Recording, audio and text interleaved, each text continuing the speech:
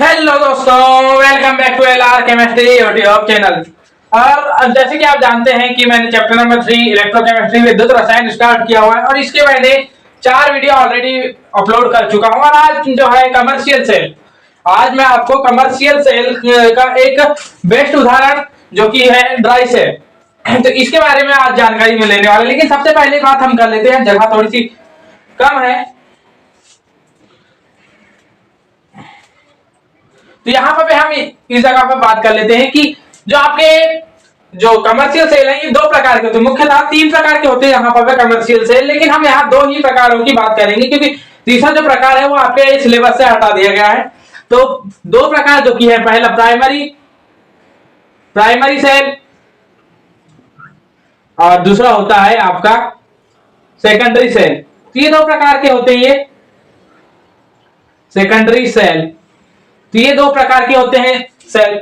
अब यहाँ primary cell वे cell होते हैं जो कि एक बार यूज करने के बाद जब इनकी बैटरी खत्म हो जाती है, इनका जब निरावेशन हो जाता है या फिर कहते हैं इनकी जो कन्वर्ट यानी अपनी एनर्जी कन्वर्ट करने की जो क्षमता है वो खत्म हो जाती है, तो उसके बाद इनका दोबारा उपयोग नहीं किया जा सकता। जबकि सेकेंडरी सेल में निरावेशन के बाद जो है इसका पुनरावेशन किया जा सकता है, यानी कि बैटरी से दोबारा से एनर्जी एक बार खत्म हो गई तो उसको चार्ज करके हम दोबारा यूज कर सकते हैं।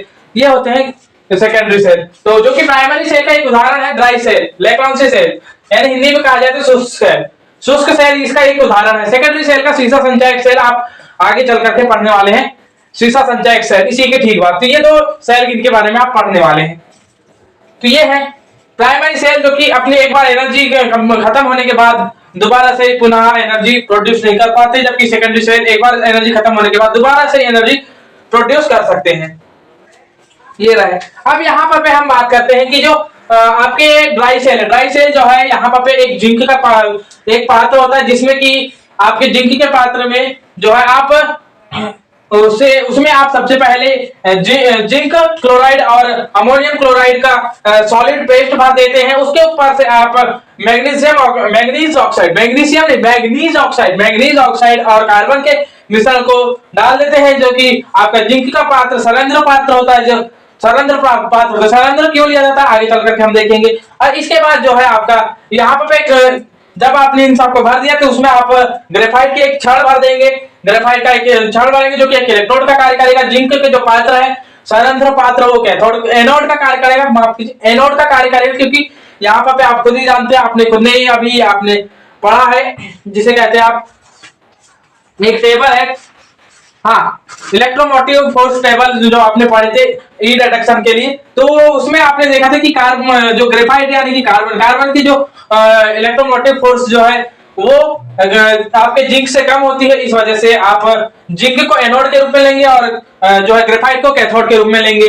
अब यहाँ पे जो इलेक्ट्रॉन है वो एनोड से कैथोड की हो जाएंगे। ये डायरेक्ट न जाकर के किसी अन्य माध्यमों के सहारे जाते हैं, किसके सहारे जाते हैं इसको हम यहाँ पे देखेंगे। तो यहाँ पर यही चीजें, इसी चीज के बारे में बताया जाता है। और यहाँ पर जब ये सब कर लेते हैं तो इसके बाद जो है आपका इसे आप एकदम टाइटली एयर टाइट जो है आप इसे पैक कर देते हैं। और यहाँ पर आपने ये अपना सेल आपका सेल तैयार हो जाता है। अभी एनर्जी कैसे प्रोड्यूस करेगा, यहाँ पे एनर्जी प्रोड्यूस करेगा मतलब कहीं ना कहीं आपकी केमिकल रिएक्शंस होंगी। इलेक्ट्रोकेमिकल सेल है, क्योंकि ये इलेक्ट्रोकेमिकल सेल है और इलेक्ट्रोकेमिकल सेल है तो पहले केमिकल रिएक्शन होगी और केमिकल रिएक्शन के कारण ही आपकी एनर्जी जो केमिकल एनर्जी है वो इलेक्ट्रिक एनर्जी में चेंज होगी, आपको पता ही है। यहाँ जो है सबसे पहले एनोड पर आप देखेंगे तो जिंक जो है जिंक 2+ आयन और 2 इलेक्ट्रॉन में कन्वर्ट होता है। और यहाँ पर भी ये जो तो क्या एनर्जी है आपके जिंक 2+ आयन यहाँ पर अमोनिया से क्रिया करके जिंक अमोनियम बना लेता है। जिंक अमोनियम बनाएगा, जिंक अमोनियम 2+ आयन बना लेगा। और कैथोड पर जो ये इलेक्ट्रॉन है, ये इलेक्ट्रॉन कैथोड पर आकर के अमोनिया से क्रिया कर लेता है। अमोनिया से क्रिया करेंगे तो यहाँ पर अमोनियम आयन से क्रिया कर लेते हैं, जो कि यहाँ से आपको NH4+ है तो NH4+ जो है आपका NH4Cl मतलब कि अमोनियम क्लोराइड NH4+ और Cl माइनस में टूट जाता है। और जब यहाँ पे से आपको अमोनियम आयन प्राप्त होगा, यही अमोनियम आयन ऑक्सीडाइज रेड्यूस होकर के अमोनिया देता है और आपको यहाँ पे ऑक्सीजन सॉरी हाइड्रोजन गैस मिल जाएगी। हाइड्रोजन गैस मिलेगी तो ये हाइड्रोजन गैस आप यहाँ पर डायरेक्ट आप कह सकते हैं होल सेल रिएक्शन, मतलब पूरे सेल की रिएक्शन जो क्यों लगी जिंक की अमोनिया से क्रिया कराने पर zinc ion plus ammonia plus hydrogen gas निकलती है। यही हाइड्रोजन गैस आगे चल करके अगर से मान लीजिए एकत्रित हो जाएगी, मान लीजिए एकत्रित अब MnO2 और कार्बन का जो मिश्रण है इसका कुछ ना कुछ तो उपयोग होगा।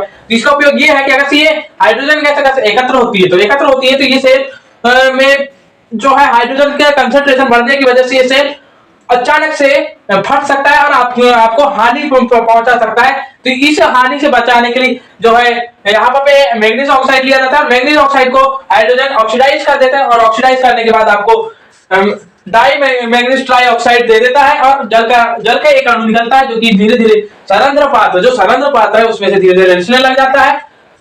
और जब एक समय ऐसा आता है कि जब हाइड्रोजन की कंसंट्रेशन खत्म हो जाती है तो ये रिएक्शन अपनी एनर्जी प्रोड्यूस करना बंद कर देता है, क्योंकि आगे से आपका हाइड्रोजन नहीं रहेगा तो जल नहीं बनेगा तो इसको ये ड्राई सेल है तो ड्राई सेल आप खुद ही समझ रहे हैं। ड्राई सेल जब तक यहाँ से ये शुष्क आवाज अपने आप को नहीं कर पाएगा और जब शुष्क नहीं कर पाएगा तो एनर्जी प्रोड्यूस नहीं कर पाएगा। तो यही था कारण और यही थी आपकी ड्राई सेल रिएक्शन। तो दोस्तों अब समझ में आ गया होगा आपको कि ड्राई सेल क्या होता है। अब हम नेक्स्ट स्लाइड पे आते हैं और आपके लिए सीसा संचायक सेल जो कि अगला टॉपिक है उसे हम बात करेंगे। लेड एक्यूमुलेटर मतलब किसी को बोलते हैं हिंदी में सीसा संचायक सेल। क्या बोलते हैं हम? सीसा संचायक सेल। तो ये होता क्या है और पहली चीज बताया जाए कि आपको कि जो सीसा संचायक सेल है ये एक सेकेंडरी सेल, कौन से सेल का उदाहरण है? ये सेकेंडरी सेल का उदाहरण है। मतलब कि इसमें एक बार एनर्जी पूरे तरीके से कन्वर्ट होने के बाद इसे दोबारा से चार्जिंग के जरिए दोबारा से इसमें एनर्जी दी जा सकती है और फिर दोबारा से पुनः उपयोग किया जा सकता है। इसका पुनः उपयोग किया जा सकता है। और बता दिया जाए कि यहाँ पे सीसा यानी सीसा को दूसरे शब्दों में कहते हैं हम अपना लेड कहते हैं। तो लेड की जिसका जो केमिकल सिंबल होता है वो होता है पीबी होता है। तो पीबी अब ये मत कहते ना पीडी करेंगे तो पैलेडियम पर पहुंच जाएंगे तो पीबी होता है। तो यहाँ पे जो आप पीबी एक धातु है और यहाँ पर धातु में सॉरी आप यहाँ पे एक तत्व है, तत्व में ऑक्सीजन जोड़ेंगे तो वहां पे इसकी जो रिडक्शन पोटेंशियल है डिक्रीज हो जाएगा। जब डिक्रीज हो जाएगा तो मतलब कि PbO2 मतलब कि लेड ऑक्साइड यहाँ पे आपका कैथोड में कार्य करेगा और जो कि आपका पीबी यानी लेड कार्य करेगा यहाँ पर आपका एनोड की तरह।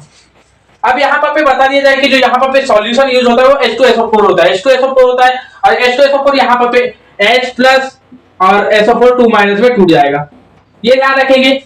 अब यहाँ पे आपने इतना ध्यान रख लिया। अब देखिए सबसे पहली बात तो यहाँ पर पहली चीज तो आप लाएंगे तो सबसे पहले डिस्चार्जिंग हुई, उसके बाद दोबारा से आप चार्जिंग डालेंगे।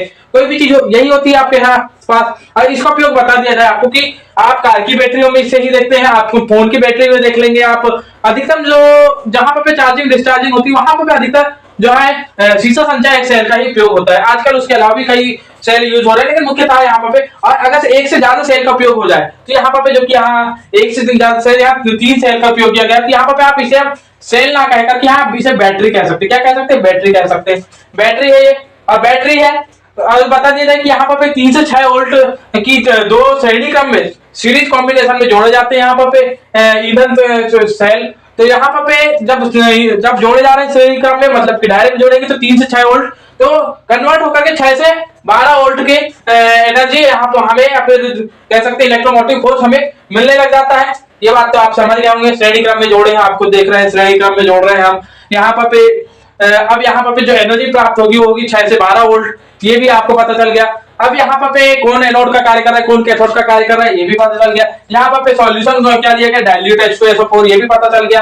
तो अब हम बात करते हैं डिस्चार्जिंग की। तो डिस्चार्जिंग में जो एनोड पर जो अभिक्रिया होती है एनोड पर क्या होगा इलेक्ट्रॉन निकलेंगे, एनोड से इलेक्ट्रॉन निकलेंगे। तो इलेक्ट्रॉन निकलेंगे तो कैसे निकलेंगे कि आप लेड की अभिक्रिया कैसे मान लीजिए लेड क्या एक धातु है एक प्रकार से और यहाँ पे SO4 2 माइनस यहाँ पे इलेक्ट्रॉन। तो जब ये SO4 2 माइनस से क्रिया करेगा तो PbSO4 मतलब लेड सल्फेट देगा और 2 इलेक्ट्रॉन रिलीज होंगे और ये 2 इलेक्ट्रॉन जो रिलीज होंगे वो कैथोड पर यानी कैथोड में क्या है आप लेड ऑक्साइड है तो लेड ऑक्साइड से क्रिया करेंगे। लेड ऑक्साइड के साथ साथ यहाँ पे आपको 4H प्लस और SO4 2 माइनस आयन ये भी रहेंगे। तो ये जो है इलेक्ट्रॉन के साथ अभिक्रिया करके जो है आपको PbSO4 यानी लेड सल्फेट और 2H2O यानी जल दे देंगे।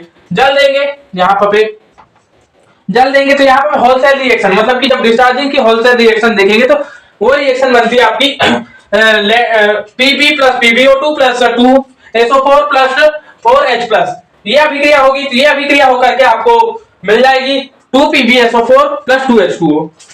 अब ये है, अब यहीं पर ये ऊपर वाला ध्यान रख लीजिए, बिल्कुल ऊपर वाला ध्यान रख लीजिए। तो जो है चार्जिंग के टाइम पर जो रिएक्शन होगी वो बिल्कुल इसकी अपोजिट होगी। जो रिएक्शन एनोड पर जो रिएक्शन कैथोड पर हो रही थी वो एनोड पर होगी, लेकिन बिल्कुल अपोजिट साइड में। जो आपको प्रोडक्ट मिला था वो अब यहाँ रिएक्टेंट का कार्य करेगा, और जो रिएक्टेंट था वो प्रोडक्ट का कार्य करेगा। ये बात ध्यान रखेंगे तो अब यहाँ पर आपको इस तरीके से मिल जाएगा। तो ये रही बात। और जो मैंने बोला हूँ A to Z वही बातें आपको अगर पेपर में लिख करके आते हैं तो बिल्कुल आपको पूरे नंबर, ये 3 से 4 नंबर का क्वेश्चन है, और 3 से 4 नंबर का क्वेश्चन बनता है तो 3 से 4 नंबर आपको मिल जाएंगे। तो दोस्तों इसी के साथ आपका यह वीडियो समाप्त होता है। तो इस वीडियो को देखने के लिए धन्यवाद। जय हिंद, जय श्री राम। अब हम अगले वीडियो में संचारण और साथ ही साथ आपके फैराडे के नियम, इन दो नियमों की बात करेंगे। माना कि ये वीडियो थोड़ा सा छोटा है, लेकिन आप प्लीज इस वीडियो को अपने दोस्तों तक शेयर कीजिए, और अपने जो आपके एग्जाम आ रहे हैं उसके लिए लग जाइए। आपका एग्जाम बहुत ही कम टाइम बचा है, तो प्लीज अपने एग्जाम के लिए प्रिपरेशन कीजिए। अब जो है आपको एक और चीज बता दूं कि जैसे ही ये चैप्टर खत्म होता है तब तक और जो है इसके बाद जो सॉल्यूशन चैप्टर खत्म होते तक आपके एग्जाम जो है स्टार्ट हो जाएंगे। तो जो एग्जाम स्टार्ट होंगे, जैसे कि आपको 3 पेपर और देखा जाएगा मैथ्स 3 से 4 पेपर जो कि होंगे आपके फिजिक्स, बायोलॉजी, मैथ्स और केमिस्ट्री। ये 4 सब्जेक्ट के पेपर्स जिनकी क्लास 12 वाले जिनको इंपॉर्टेंट क्वेश्चन सीरीज प्रोवाइड की जाएगी, और साथ ही साथ बता दिया जाए कि इसके अलावा 10th वाले इनके लिए भी एक स्पेशल चीज है कि आपको साइंस प्लस मैथ्स, ये 2 चीजों की आपको 2 सब्जेक्टों की इंपॉर्टेंट क्वेश्चन सीरीज प्रोवाइड की जाएगी। तो दोस्तों उसे भी देखना ना भूलें, और उसके लिए मेरे चैनल को सब्सक्राइब करके रखें। दोस्तों इस वीडियो को देखने धन्यवाद। जय हिंद, जय श्री राम।